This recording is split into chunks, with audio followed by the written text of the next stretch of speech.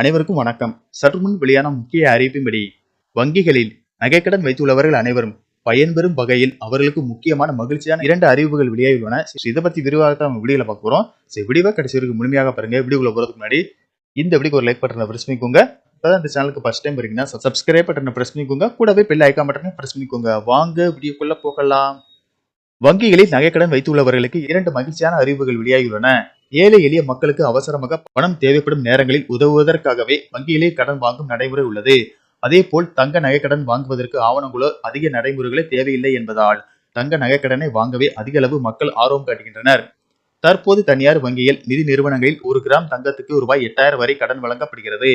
ஆனால் கூட்டுறவு வங்கி தொடக்க வேளாண் கூட்டுறவு சங்கங்களில் 1 கிராம் தங்கத்திற்கு ரூபாய் 6000 வரை மட்டுமே கடன் வழங்கப்படுகிறது.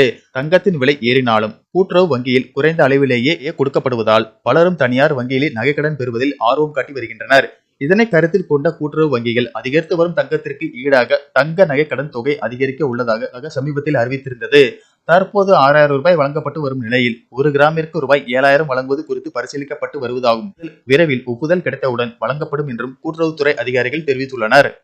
அதே சமயம் ரிசர்வ் வங்கியின் சமீபத்தில் நடைமுறைப்படுத்தப்பட்ட புதிய விதிகளின்படி கனரா வங்கி, இந்தியன் வங்கி போன்ற வங்கிகளில் கடன் காலத்தின் வட்டியுடன் அசலையும் சேர்த்து செலுத்த வேண்டும் அல்லது நகையை வட்டியுடன் சேர்த்து முழுமையாக திருப்பி செலுத்த வேண்டும். வட்டி மட்டும் செலுத்தி நகையை மறு அடகு வைக்க அனுமதிக்கப்படுவதில்லை. அதே சமயம் கூட்டுறவு வங்கிகளில் வட்டி மட்டும் செலுத்தி நகையை மறு அடகு வைக்க அனுமதிக்கப்படுகிறது. ரிசர்வ் வங்கியின் புதிய விதிமுறைகள் இன்னும் கூட்டுறவு வங்கிகளுக்கு வரவில்லை என்பது குறிப்பிடத்தக்கது. அது மட்டுமின்றி கூட்டுறவு வங்கிகளில் வாங்கப்படும் நகைக்கடன்கள் தேர்தல் சமயங்களில் தள்ளுபடி செய்ய வாய்ப்பு உள்ளது. 2026ஆம் ஆண்டு தமிழக தேர்தல் வர உள்ளதால் கூட்டுறவு வங்கிகளில் வைக்கப்பட்டுள்ள தங்க நகைகளுக்கான கடன் தள்ளுபடி செய்யப்படும் என்பதால் மக்கள் பலரும் லட்சக்கணக்கில் தங்க நகை மீது கடன் வாங்குகிறார்கள். அந்த வகையில் கடந்த தேர்தல் சமயத்தில் 5 சவரனுக்குட்பட்டு கூட்டுறவு சங்கங்களில் பெறப்பட்ட நகைக்கடன்கள் தள்ளுபடி செய்யப்பட்டது குறிப்பிடத்தக்கது.